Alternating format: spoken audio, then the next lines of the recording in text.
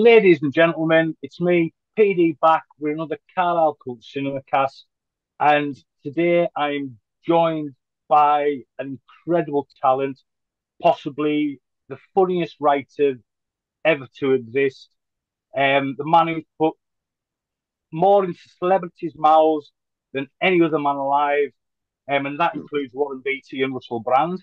The Emmy award winning writer, Bruce Vilanch. And there's a theme to his 1999 documentary says, what do you do when you need a good line? You better get Bruce. And what an And absolute it has a pleasure. shelf life. And I'd like to point out that that documentary was produced by Harvey Weinstein, who never laid a hand on me. When you want to look Hashtag, him why up, not me? absolutely brilliant. And I've watched your documentary. I bought when I found out I was going to be chatting to you. I went and found your documentary, bought the DVD, and I've watched it, and it is Thank absolutely you. fantastic. It's Um, fun, that movie. My mother is a star, and Robin Williams is the other star. That he's at his funniest, and she's pretty hot. Uh, but it was done in '99. I'm amazed that some of the jokes have shelf life. That was a really astonishing part of it. But it's good. It's a deconstruction of comedy. If that's not too serious. no, well, I mean, I laughed all the way through it. I mean, all the comedians I've grown up with, watching on TV, film, you know. So it was great to see them kind of a little bit more relaxed, chatting to your good self. Yeah, Um, it's and my I mean, waffle. oh, I know, my mind's starting to come in, I must admit. I could wear a higher collar. I could do Catherine Hepburn. You never saw Catherine Hepburn with any collar lower than this after a certain point. She played lots of queens of England who wore cowls. You look, Bruce, honest to God, you look absolutely great, mate. Born in New York, moved to New Jersey, um, and you started basically as a bit of a child actor, and you were a charming chub. It was a charming job. I was. It was a fashion layout for a plus size department store that specialized in fat ladies. And I guess they were running out of fat ladies, and so they branched out into fat kids. And I was part of the ad campaign. Pardon me so much. I forgot to shut her off. Part of So, the ad campaign for their line, which was called Charming Chubs. And there were two of us who were fat kids, and we were placed on either side of a spectacular model, Carol Lindley, who was a Hollywood actress, but who was thin and blonde and gorgeous. The implication being, if you put your fat kid in this outfit, this is what he'll attract. Not that the mothers of fat kids necessarily wanted Carol Lindley, but it was aspirational. It was like, you can have the dream. and then, Then I grew and I grew up. I became a stylish stout, which never went anywhere. Then I was a husky. Husky is neither man nor boy. It's a terrible phase to go through where you can't stop in oh, either place because nothing fits you. yeah, I'm there. I'm a big lad myself, so I know where you're coming Yeah, from. yeah, exactly. You know, and then you kind of obviously went to college. We're doing was it journalism and a bit of drama and things I like went that. to And I went to the Ohio State University, and I majored in journalism and theater. It was a 5 year major, exciting 5 years. And when I got out, I was acting all along, but I was always opposite. When I would go into New York and audition for real things, I was in a room with people who were way older than I was. They were authentic, and I was a teenager going in with a deep voice and a big body, and I looked 40 already. So it was. I never got those parts, so I concentrated on the writing side of my talent, and wound up at the Chicago Tribune after college, where I met Bette Midler, who was just starting out, and I began writing for her, and that was the beginning. 50 years later, we're still doing it. that was at Mr. Kelly's bar, wasn't it, where you met? He was at Mr. Kelly. Yeah, He was on yeah. Broadway in Fiddler on the Roof, and playing one of the daughters, and she came to Kelly's on a vacation to do the act that she would do at a club down the street after the shows at night. And that's when and a friend of mine was managing her, and he said, "Would you write about her if you like her?" So I went to see her, and of course she was fantastic. And I began writing about her, and she said, "You're a funny writer." I said, "You should talk more." And she said, "You got any lines?" And that was the beginning of a and fairy tale romance. oh, and she became your muse basically to start with, didn't she? She became what to start with? Your muse. Oh, she's my muse. Yeah, she was my certainly was. It's a good way of putting it. Still is my muse. I mean, of all I've written for a million different people, but yeah, I mean, she's the one, and she won't retire. You can't make her. So it, we continue coming up with stuff for one thing or another. And I've got to say, I watched that when I watched the documentary, the relationship you had was just wonderful. Or Yeah, you still have, should I say? Um, yeah, but on that documentary, it was just wonderful to watch, and you could see she had such a great fondness for you. yeah. And I can, Well, mutual. and you're all, I mean, you just so, I mean, I can see why because you're just so likable, just a proper likable bloke. Yeah, yeah. Exactly. She's a critic called her the human joy buzzer. She is. And I mean, you met quite a few other like up and coming comedians and the likes of around about the same time as well, didn't you? Mm-hmm. Yeah. Well, Billy Louis Crystal Tomlin, and Whoopi and the four in that movie, the documentary, are Bette and Billy and Whoopi and Robin. So those are yeah. the ones I was looking for early on, and then a whole lot of people. When variety television began, cable began killing variety television in this country, and the all the what used to be spectaculars turned into award shows and tributes and affairs of state. I wound up writing a lot of award shows. I did 25 Oscar shows, and the Emmys and the Grammys and I'm the EGOT of award show writing. I am not alone in that. There are there are a bunch of guys who have written and girls who have written all the big four of the award show circuit. But I'm I holding mean, out for the Nobel.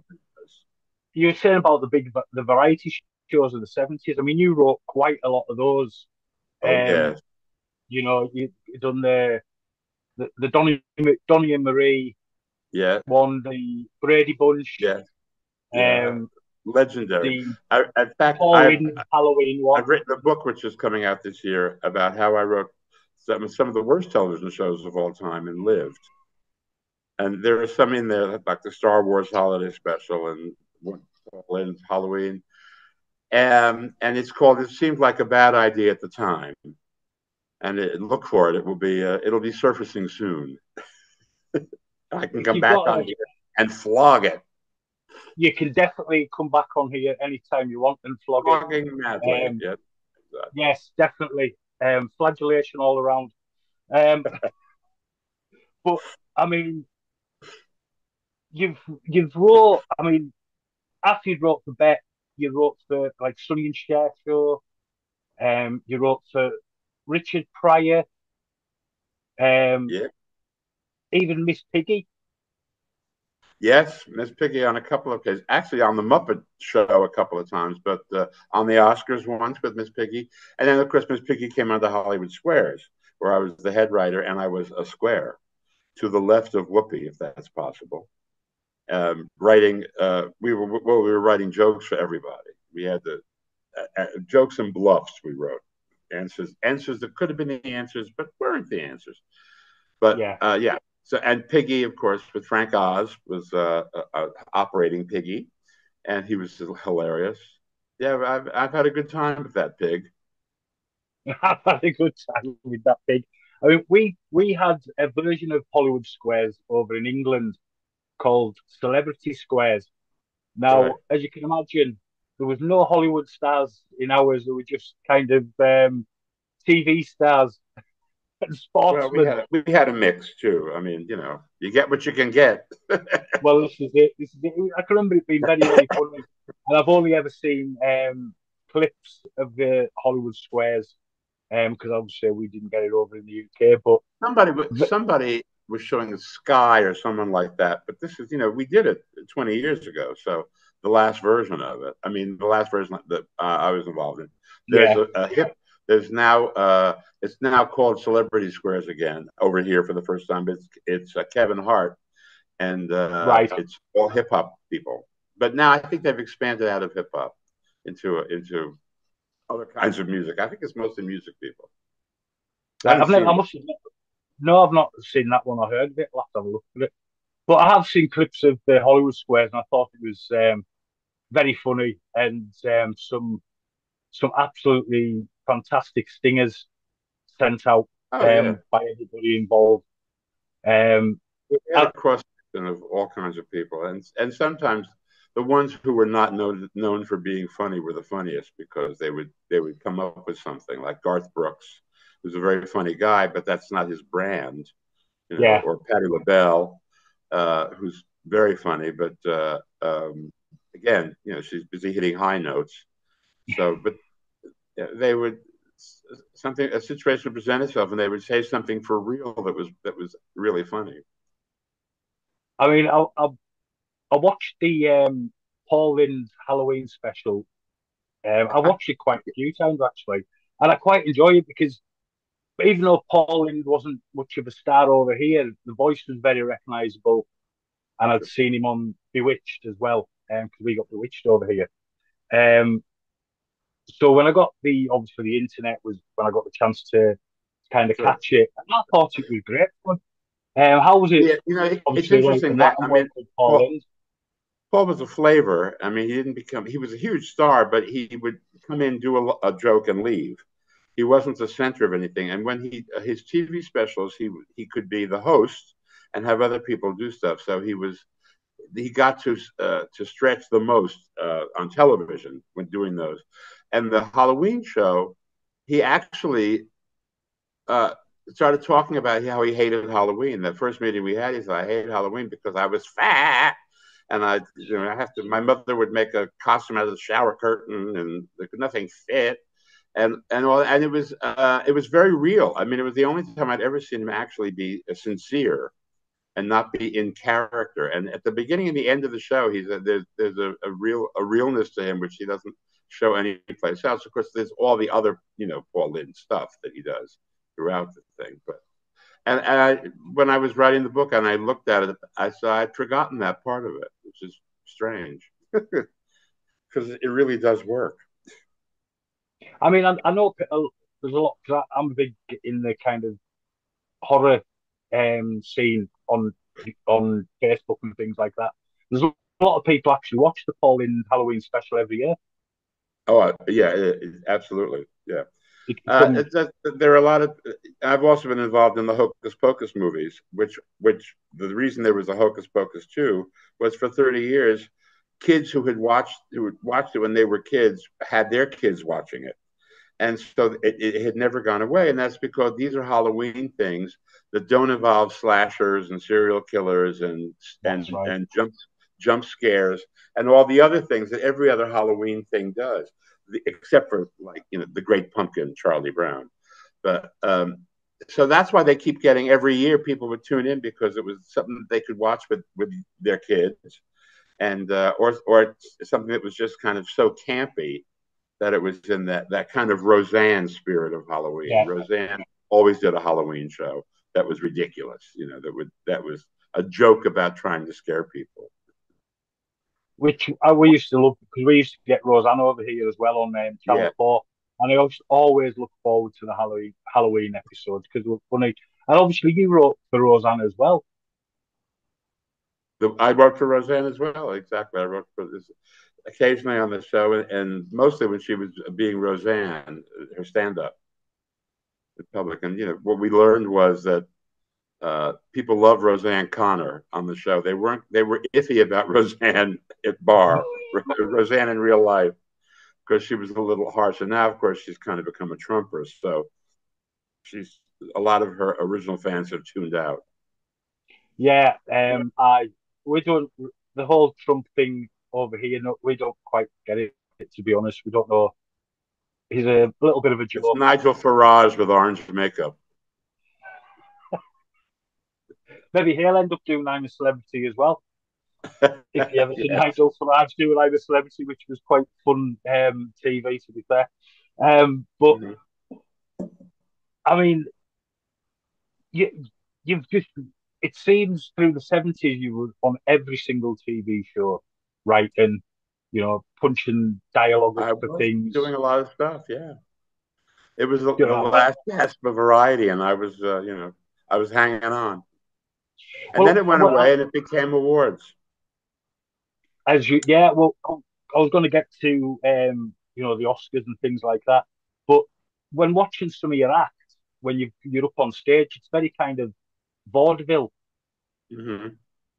You Yeah, know, when I do I call it a sit down comedy because I tell stories basically, and yeah, it's not.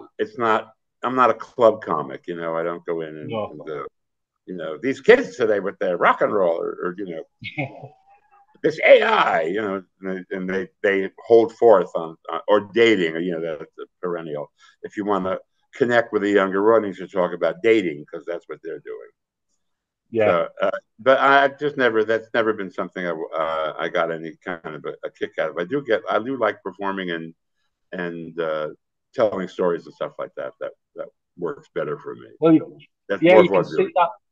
You can see that on the documentary where you've done a bit of singing, a bit of dancing, Oh, bit of I joke was saying telling. that. Yeah, I do little You know, silly songs. Right. It's true. which is absolutely fantastic, and which made me feel of that kind of vaudevillian, bit Thanks. man who can do a bit of everything, which seems to be what you can do. Because obviously you've done a bit of acting as well in the likes of Ice Pirates, which was Yes. Well, a I came in. favourite of mine That's growing up. also in the book. I came in to rewrite. Um, I came into. I actually came in to rewrite, do a rewrite on the thing to put some jokes into it, and then Paul Williams was playing that role, and he quit Right. before they had anything. He quit, and so I suddenly became Weird Wendon, the emperor who has no body but is just a head, moved from body to body.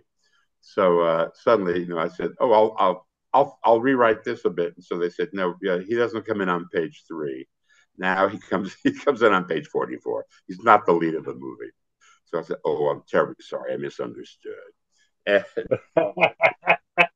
but I'm in it, and I'm on the poster, and it's a great joy in my life that I am. And it's from the day it was released, it was like a half-assed hit. I mean, it became a cult movie very very quickly, and at that point was early days for cable, and there weren't many things that were on. And Ted Turner had several different networks that showed movies, and he loved it, and he put it on all of his channels.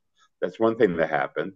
And Angelica Houston won the Oscar for the picture she made after Ice Pirates, Prizzi's Honor, and so suddenly they wanted everything she'd done, and she'd made 3 movies. So they kept showing Ice Pirates. And to this day, whenever I see her, she says, "I can't escape that thing." She says, "Because now I do these podcasts with like young people who watched it, on TV, on the internet when they were kids. And the first question is, tell me about the Ice Pirate. Tell me, what's the space herpy really like?" She has this that distinguished body of work, and they keep asking her about this stuff. we Drives like her these crazy. cult movies. You see, that's what we like. These things. I've got Ice Pirates on VHS still. The Oh, original you red do? on Yeah. VHS. Well, you and me both. It's VHS, fondly remembered VHS, although they oh, deteriorate. Those tapes deteriorate. And they there's do. some of them, not the Ice Pirates, but occasionally I still have a machine, and I'll put it in, and it'll the minute it starts playing, it breaks because something, I have a feeling that it wasn't the highest quality, perhaps, or it was in its day, but it wasn't designed. The Something last, obviously yeah. has deteriorated in there, but I mean, I'm a bit of a VHS collector, I must admit. Still buy them to this day.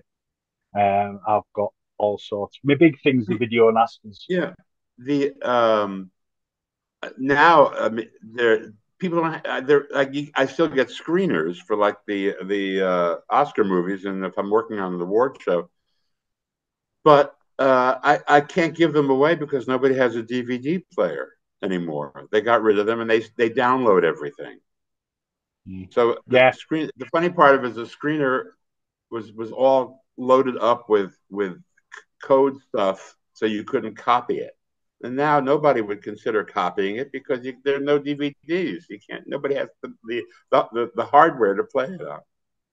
No, So I mean, I there must you go. admit, I've They got. still send them out because they figured that there are a whole bunch of geezers who are in the voting body who haven't figured out how to download, so or don't want to watch it on their computers, or haven't figured out how to hook their computers up to their television screens, and Yeah. so they'll just look at the screener, which is already hooked up to the DVD, is already hooked up to the TV.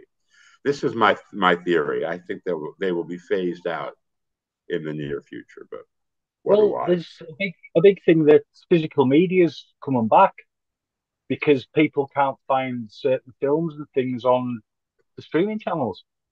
But it could be like vinyl, which disappeared. You couldn't buy a needle except like with No. your drug dealer. You could find one downtown, but uh, you couldn't find a needle to play your LPs, and so it drifted away, and then it's come back because some people like the original sound. So there's now a whole vinyl market, and they actually sell stereos, which is what we used to call them, and uh, but I mean, I don't think it's a huge market, but it's big enough to keep it going. Oh yeah, I mean, I'm back into my vinyl again, and I must admit, I buy and just just today had the new version of Fleetwood Mac Rumours turn up. Yeah, I had all my favorite albums on a million different formats and movies. I have the movies on Yeah. VHS. I have the movie on DVD. I have albums on LP originally. I have the album on 8 track, which I have. I still have a little 8 track portable machine that I can play it on. Cassette players, Walkman. I mean, it's the same record. I have 400 versions of all of Bette's albums on different formats, for example. But and I mean, the house is like a hoarder's paradise because it's all of the same records, just in different formats. I'm not a well woman. I could really, if that's the problem. My wife says the same about me because I've got a cinema room downstairs, and it's full of there's sometimes I've got 3 or 4 copies of the same films. You and me both. Hashtag me too. Yeah, Absolutely. that's it. It's got to be done Absolutely. because we'll always, no matter what happens, we'll always have something to watch. That's right. We'll always have some way to watch it. That's it. And if the streaming sites aren't going to be showing some of the films, because you don't get the True. likes of Blazing Saddles screened anymore, films like Oh, that. that's I've got them on Blu-ray. I've got yeah. it on They do. They VHS. do. The streamers do clean house periodically, Yeah, there's but so many films disappearing. but sometimes they'll bring them back just because they're scarce and they think they might get some new subscribers. A streamer like Peacock or Paramount Plus, which is way smaller than Amazon or Netflix, Mm. will pick up old titles that they figure people will come back to watch. And like Yeah, well, Blazing Saddles, I mean, they have to generally find a reason to market it, but the real reason is that they know that there are people out there who can't stream it on the major streamers, and this will differentiate them because it's all about getting subscribers for all of those the streaming. They well, don't that's it. have, except now they do have ads. They have an ad tier on Netflix and Amazon places like that. But Yeah, I've just paid the extra on Amazon, so I don't have to have ads.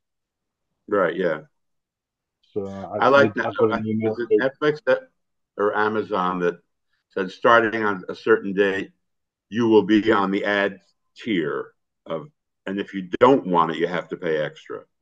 That's right. That's the email I got. It was Right, basically yeah, press this, follow this link, and you're on the ads tier, right, and yeah, you exactly. pay for it. We've just changed your billing. That's all. Yeah, that's it. Go Yeah. with it. It's got to be done. Um, So, are Now you? Where are you? Where are you in the British Isles? I'm 10 miles before the Scottish border. Before where? The Scottish border. Oh, the Scottish border. Oh, up there. Great. Cool. Beautiful. So I thought maybe by your accent, we're the most northern city in England, which is what called Carlisle. Carlisle. I Yeah. asked because I wrote this musical with Dolly Parton, and we are tour. We open in Leeds in May, and we're All right. doing 6 months all over the UK, and then going into the West End in for Christmas. And Oh it's man, that's fantastic. and this is the first chance I've had to promote it where people can actually see it. We did 6 regional productions here in the States, and now we're going to Britain. It's a show about a 40-year-old gay comic who's never happened. He's working as a waiter at a comedy club in New York. Although we've changed it to London for Britain, Yeah. and the COVID hits and he has to quarantine in the attic of his parents' home in the north of England, where he has an intimate relationship with his imaginary friend Dolly Parton. So she steps out of a poster. So it's Dolly, circa 1978, and him. It's from his poster from his, when he was a teenager, and it's the two of them and 5 musicians who you never see. But and she sort of sets him straight. It's called "Here You Come Again: How Dolly Saved My Life in 12 Easy Songs," and it'll be in all over the UK this year, starting in May.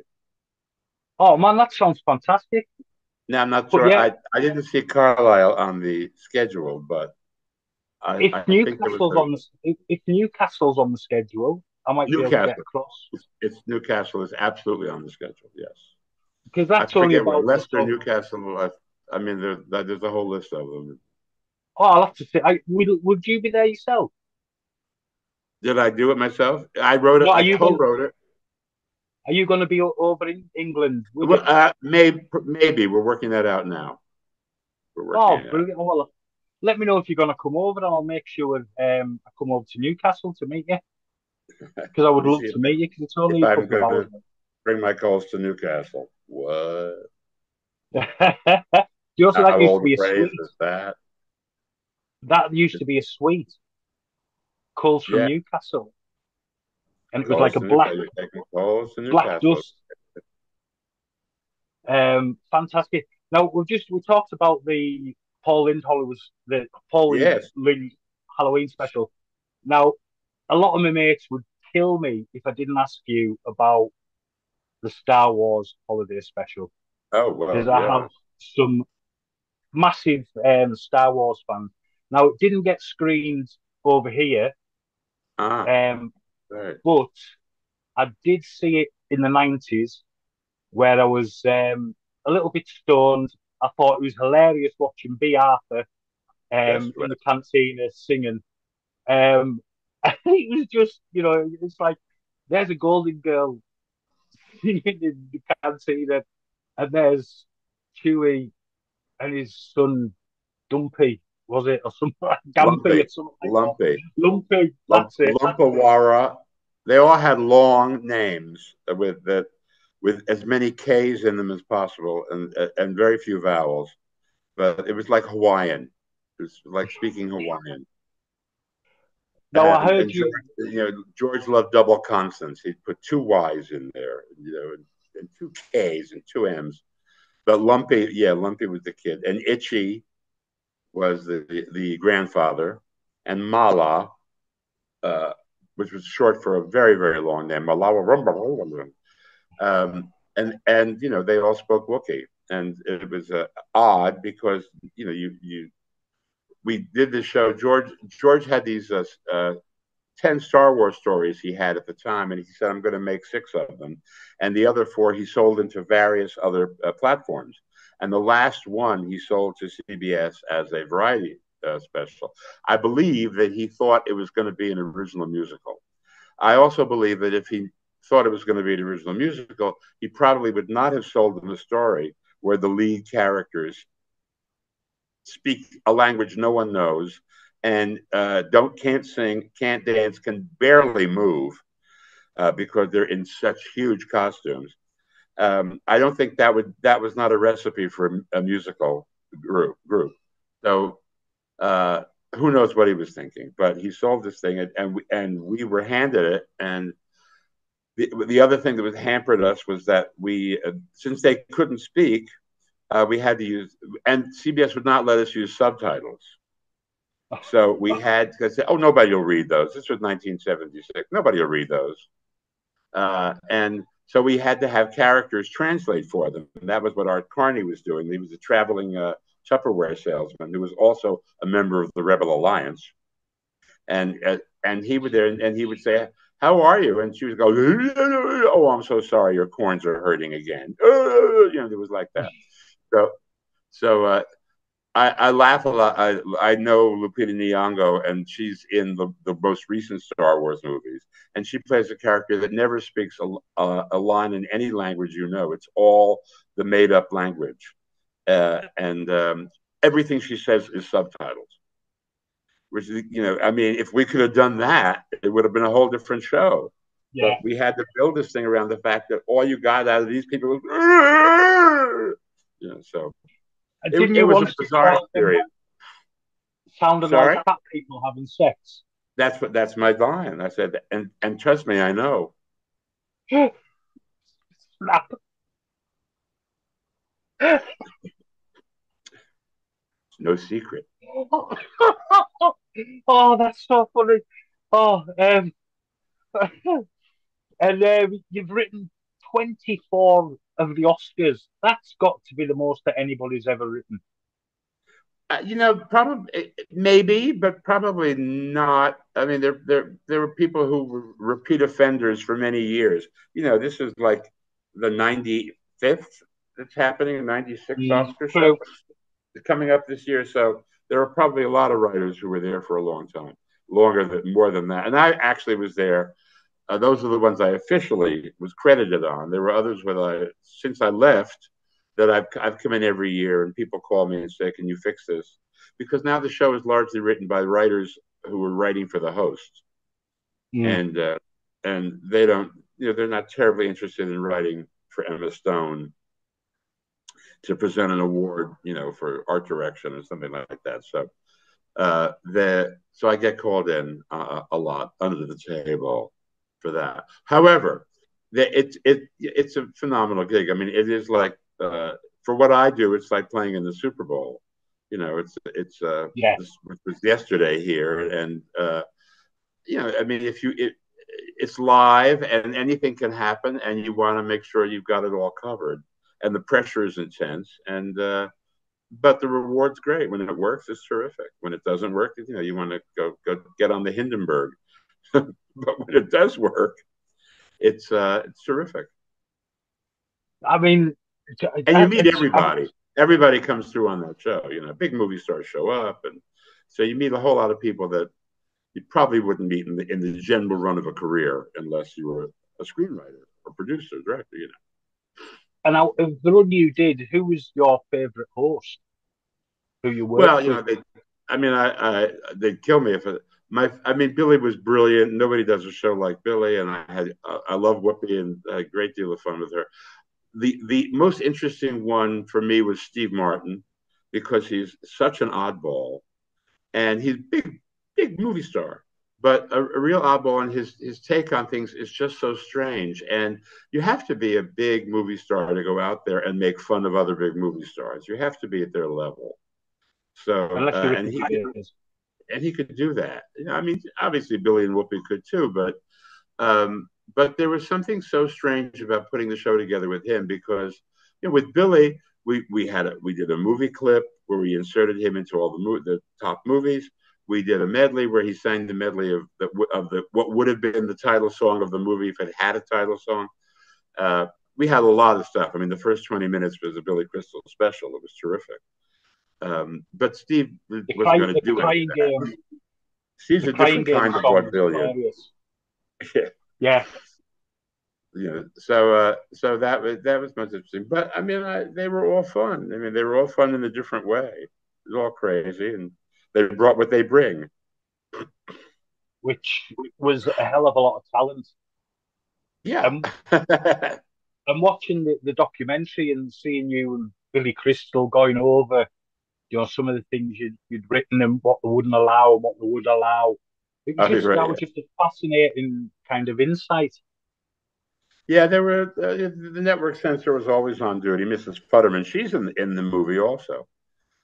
Mrs. Futterman, who owl's eyeglasses, looks exactly like what you would think Mrs. Futterman would look like, and she was always cheerful. She said, "Yes, I'm the enemy," I'm the enemy. but she's on there. But in fact, she was not. She was she was actually the ally of the writers. She wanted to be able to get these things on the show because she knew that they would be good, but she also had to answer to all these corporate interests who didn't want the thing to go too far. Back then, a show that was seen by so many people of all quadrants, old, young, black, white, um, male, female. I mean, so you had to be more careful. A show like Saturday Night Live, which is only seen by people watching TV late on Saturday night, and it's a younger demographic, will accept more things. They won't be outraged, which is, the sponsors don't want outrage. They want you to be interested, but they don't want you to be mad. So that was what it was all about. It's loosened up considerably because it had to with cable, because they could do anything on cable because there were no sponsors to answer to. Yeah. You didn't have to go through Kraft cheese coming around checking the cleavage levels on the dancers, which actually would happen. So Never. yeah, yeah, that was something. So, but she was always a big fan. She would. We had, I don't know, I forget the stories in there about Hugh Grant, the Hugh Grant joke with Divine Brown. Um, we had a joke about Hugh Grant was arrested with a prostitute, uh, a woman named Divine Brown, and she had a moment of great fame. And we had two jokes. Whoopi was hosting. We had two jokes, and one was, of course, the biggest release this year was Hugh Grant's. That was a huge laugh, and Susan Futterman allowed that, and then she said, and then there was Divine Brown. It's a real fellatio Alger story, and this is a play on Horatio Alger, which was in America a Yeah. famous. So, and she said, well, you can't say fellatio. Fellatio is on the list of, like, there were 14 words that you can't, that are not swear words, but words that you cannot use on the air. And fellatio at the time was one of them. So we bargained away fellatio Alger so we could keep the Hugh Grant release joke. I wonder if Hugh Grant knows that. Well, if he doesn't, he does now. Because I'm sure he's an avid listener and watcher of my show. Like the rest of part of the. his legend and his lore. That's it. Now it is certainly. Is there any actors or artists that you would have loved to have worked with but never got the chance to? Because it looks Mm. like you've worked with everybody known to mankind in Hollywood. Yeah, pretty much. I mean, some of it's been very brief. Like, I'm a big fan of Lady Gaga's, and we just did one little thing. And I love Eddie Izzard, but Susie, as we now call him. But there was never an occasion. We got friendly through socially, but there was never an occasion to actually write anything for him. But I mean, he's genius. Yeah, I don't know. There probably are, but it just, I haven't thought about it. I haven't thought that way. Most of the people are people who were gone long before I was around. Marilyn Monroe was dead for years, yeah. and before her, Jean Harlow. I mean, the blonde bombshell type has always fascinated me. But I made it my business when I came out here to ask anybody who ever worked with Marilyn Monroe what it was like, because I wanted to know the true story from the source, the horse's mouth. And they all pretty much said the same thing, that she was adorable, and when she wasn't working, when she was working, she was crazy and insecure and physically shaking, and a lot of just a lot of people as a result were inconvenienced because of her neurosis. But she was the breadwinner. She was the reason they were all making the money they were making. So they couldn't really do anything about it, but talk about her, behind her back. So, and that's kind of show business, isn't it? It's like, Well, yeah, I suppose it can be a bit kind of catty at yeah. I mean, times. the reason why she was never nominated, I knew Lauren Bacall, and the year she was nominated once for an Oscar for a picture called "The Mirror Has Two Faces" that Barbara Streisand directed and starred in. And I said, "Oh, I think you're going to win." And she said, "No." She said, "I'm not going to win because I was too shitty to too many people." She had a reputation for being tough. She was tough, Mm. and she was married to Bogart. She was tough. So, but she said, no, it's coming back to bite me. It's not going to happen. And she was right. She didn't win.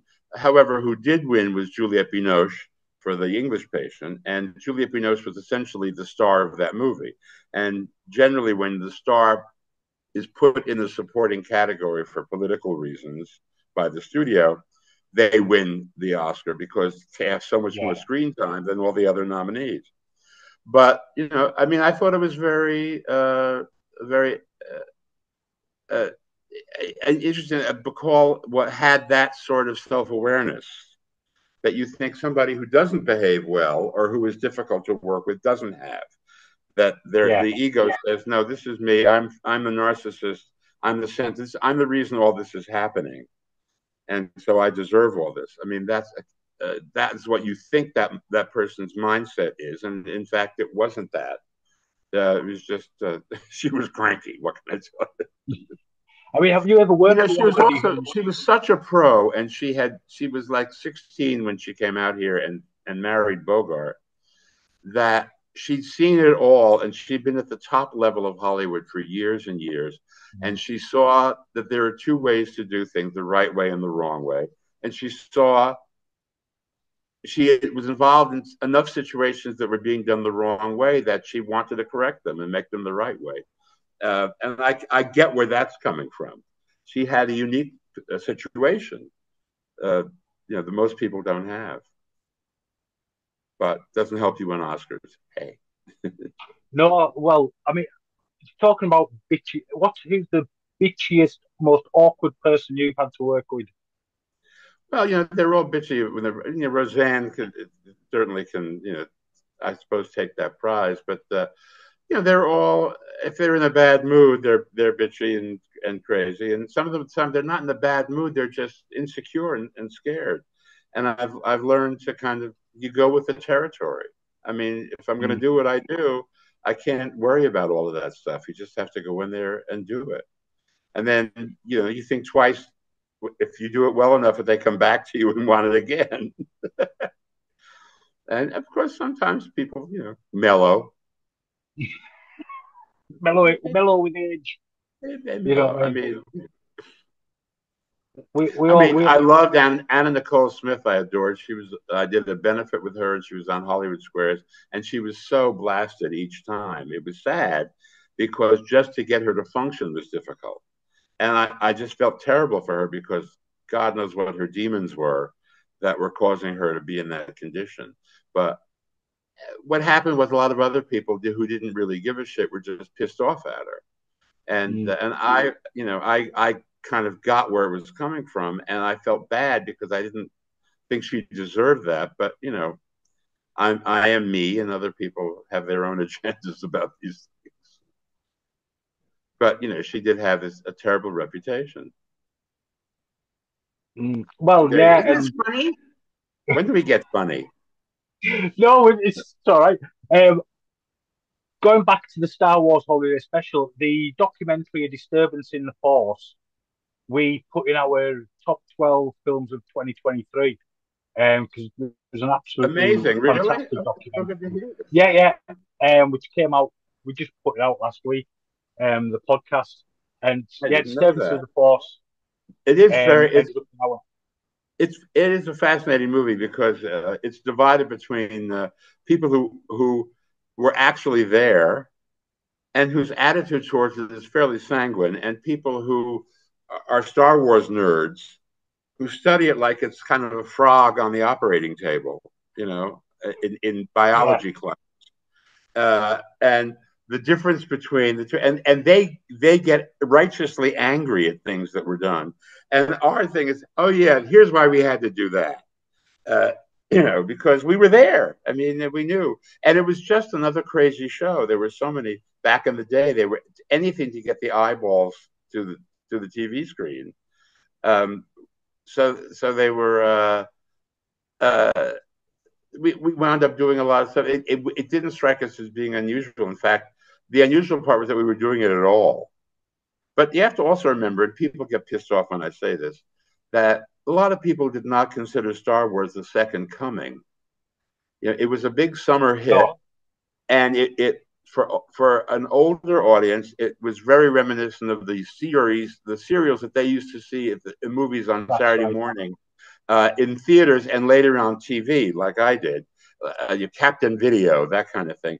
And George humorously lifted a lot of those devices, the wipes from one scene to another.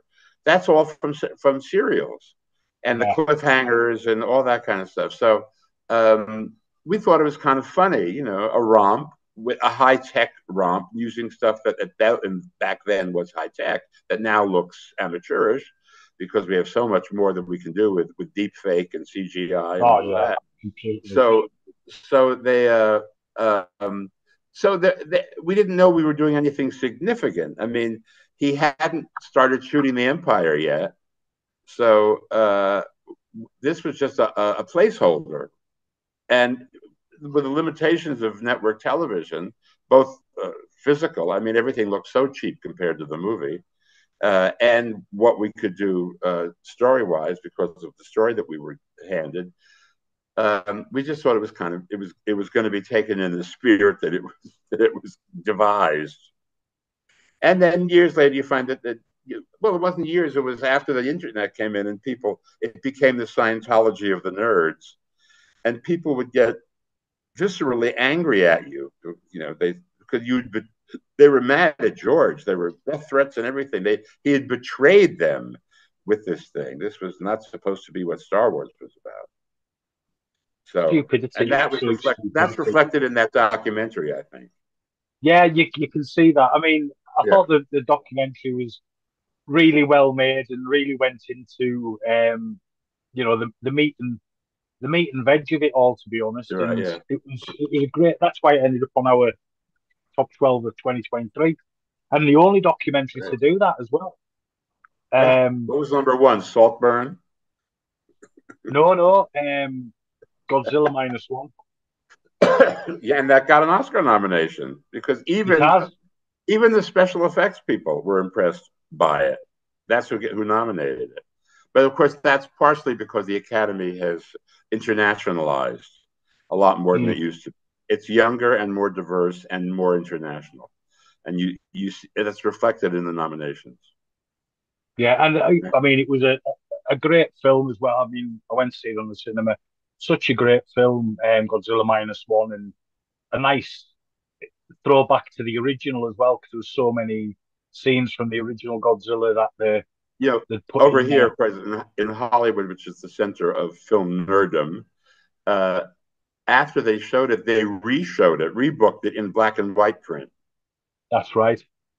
So because the nerds said, "Oh my God, this should really look like the original," you know, they couldn't get Raymond Burr to come back, unfortunately, but they wanted to look like as much, and they realized that there was an audience that would go see it in IMAX black and white enough to justify whatever it cost them to turn it into a black and white print. So there you go. Absolutely fantastic. But Well, I mean, what was I've got to ask? What was George Lucas's? Did you ever hear what George Lucas's reaction to the holiday special was? Oh my God, we hated it. Well, I think we had one meeting with him, and then he went back up to Mill Valley to Lucasfilm, to Marin, and he distanced himself from it during production. He had chosen the director who was not a TV director, not a TV variety director, and he got sacked after 3 days when we were wildly behind schedule and over budget. And he was, I love the guy, and he had some wonderful stuff, but to get these things done in the time and the money you're given, you have to really play it by the book. And he was doing a lot of stuff that was costing money. And I think he has slammed his door on interviews. He doesn't want to, go back there anymore. But I think once that happened, George really distanced himself from it, and he had somebody at Lucasfilm who was keeping track. And if there was something that he needed to weigh in on, he did. But I don't recall him weighing in on much. Now, after it aired, he had very little to say, and because the reviews were poor to good, and the ratings were good. And it was only when it began surfacing on the internet, because there was no internet when we did it, when it began surfacing and people began seeing it and going after him for his betrayal of them, that he shut it down. He said, "I'd like to take every copy of it with a hammer and just destroy them all." And he really did try to get every copy of it done and tried to get it off the internet, and had a squad of people who were continually cruising the internet looking for it. And now I'm sure he has a bot that does that. But It's on nevertheless, YouTube. it's still out there. You can still get it on YouTube. I think he finally said the lesser part of valor is, or the better part of valor is, to admit it and move on. So he two things that came out of the show. Boba Fett came out of it, and he continued Boba Fett with his deal with Disney Plus. He Boba Fett's now, Boba Fett was he tried to do a full length animated movie, and he couldn't get a deal, so he did a 10-minute thing that we inserted into the special. And Life Day, which he laughingly decided he would try once again to turn into a thing like Festivus, although there is already, a Star Wars Day, May the 4th is Star Wars Day, May the 4th be with That's right. you. So he was a little behind the curve, I think, on that. But he did, when he made his big Disney Plus deal for The Mandalorian and all of those things, Yeah, throw in a Star Wars holiday special that Lego did with Lego that's right. characters, with a Daisy Ridley who looked a lot like Rosie O'Donnell. It was the strangest Lego I've ever seen. And they're all celebrating Life Day. So I thought, so he was hearkening back to the original show. So it kind of said, like, he is no longer involved with hating the original show. He has dismissed it, and no harm, no foul. He's moved on. That's it. Because every time a new movie came out, it would resurface, and he would have to deal with the dilemmas. And I think he finally decided, Ganug, enough already. I've got to ask you, what was it like playing Edna Turnblad in Oh, it was the fabulous. Hairspray? Except it was a 35-pound fat suit, and 20-pound boobs, and 40 pounds of beading in the last, and high heels for 2 years. So it physically took its toll. But I can imagine.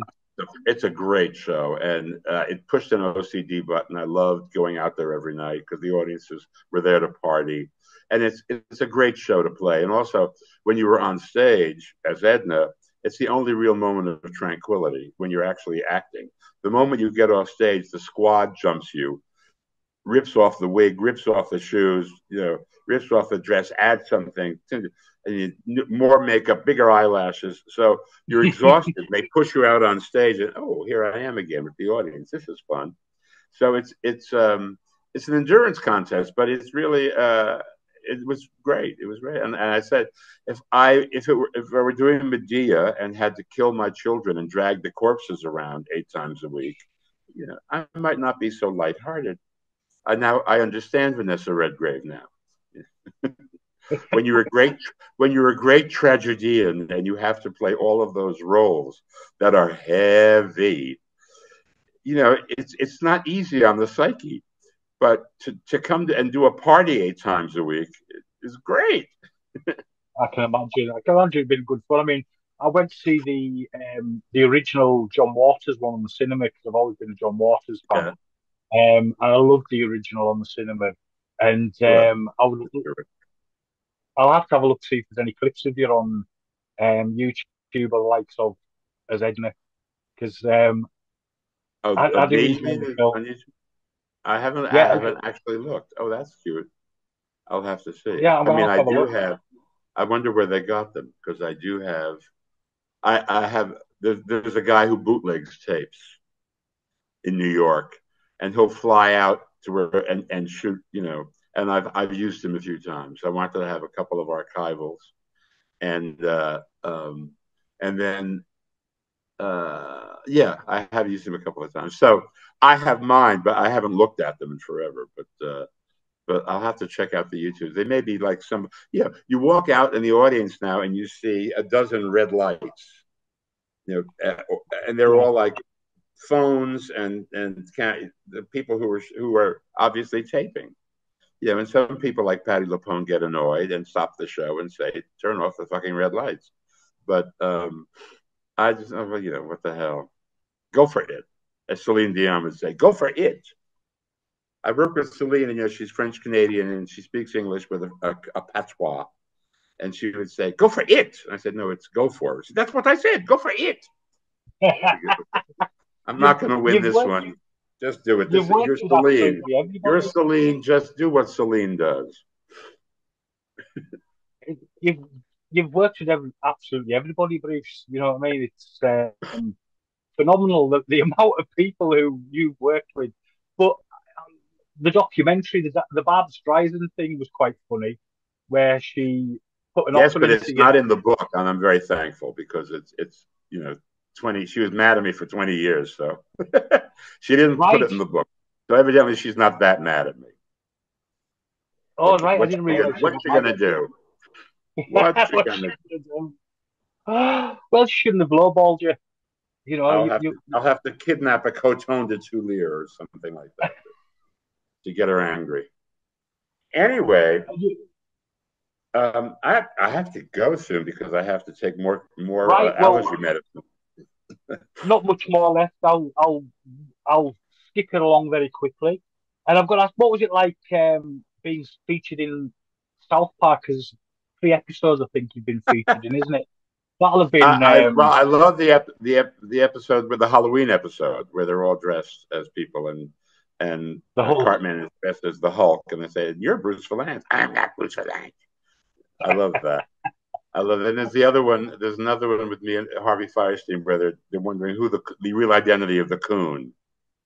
The raccoon superhero who fights Yeah, crime. yeah.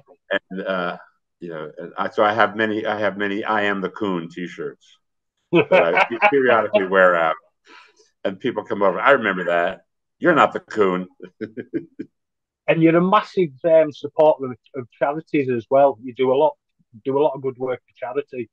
Yeah, it's like I believe, which is yeah. I mean, fantastic. was raised Jewish, and there's a concept in Jewish of Rachmanis, which means compassion.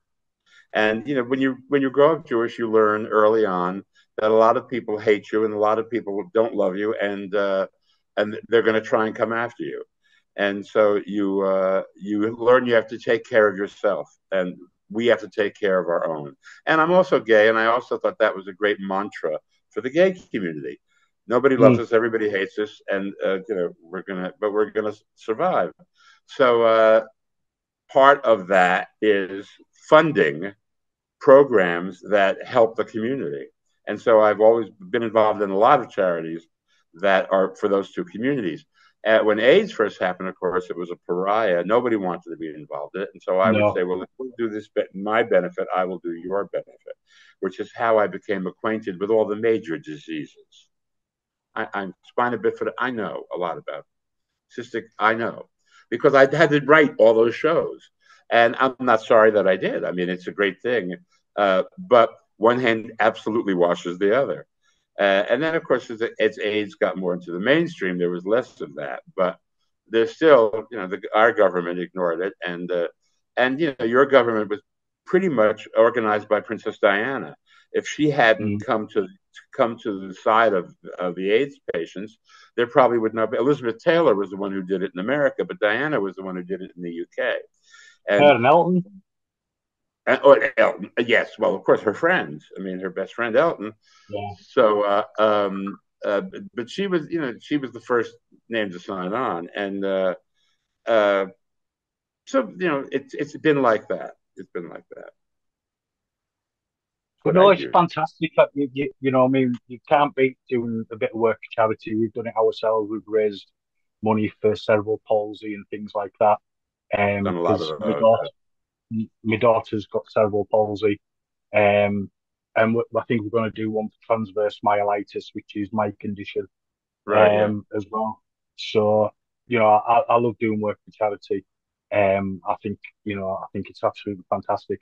And last of all, Bruce, before we sign off, we've mentioned your t-shirts, but I've got to talk about where the t-shirt love comes from. When did it start? Oh well. When it really started when I moved to LA, and I could discover that I could go anywhere in a t-shirt, almost anywhere. And so it became a trademark because I have these, man boobs I had to show off, and uh, and it was just so easy, and it was the '70s, and it was the era of the ironic T-shirt. It was, and everybody was wearing them everywhere, Woodstock and all these places. So it kind of became a thing. I started with a T-shirt, and then I would have a shirt open over it. I called it the layered look. I'd say I've recently been layered, and then I just kind of I lost the other shirt because I was in California and it just seemed like a thing. And I tell you, it solved a lot of problems because I'd never have to worry about how to dress. They're expecting me to be in some kind of outfit like this, but I know that the root of it was my extremely OCD mother, who I had to look just so, and I never was quite up to snuff. I was up to snuff. I was beyond snuff in other areas, but in Yeah. in in personal presentation, I was not up to her snuff in her, and so it was always a struggle. And I'm sure there was a voice inside saying, "You're free. Do whatever you want. Wear a T-shirt." So there you go. So something to be said for analysis. You No, come I've upon always these been things. a t-shirt man with a suit jacket or a Hawaiian shirt. Can't beat I it. never got into Hawaiian shirts because I went to Hawaii as a kid, and I go to Hawaii a lot, and it's very square over there. It's a very touristy kind of thing, and so Yeah. it never occurred to me as being anything kind of hip. Of course, if I were Tom Selleck or Mark Harmon, I probably would wear them all the time. But then Well, I that would was a have look. I must have been. other problems, other requirements. Well, I was my last job. I was parcel delivering, and 6'4", big lad, Hawaiian shirt, retro style t-shirt on, and a big smile. The customers used to love it on the morning. I used to look at it as a bringing a bit of fun and light into the Yeah, dreary Carlisle mornings. there you go. No one was going to believe I was a surfer. I was hanging a different kind of tan, if you catch my drift. Bruce, you've been an absolute legend. Oh, I know you need to get off, so all right. we'll call this a day. If you hang on after I've done the outro, I'll have a quick word with you Wonderful. once we've done. But Bruce, you've been an absolute legend. Thank you so much for coming on the Thank you. show.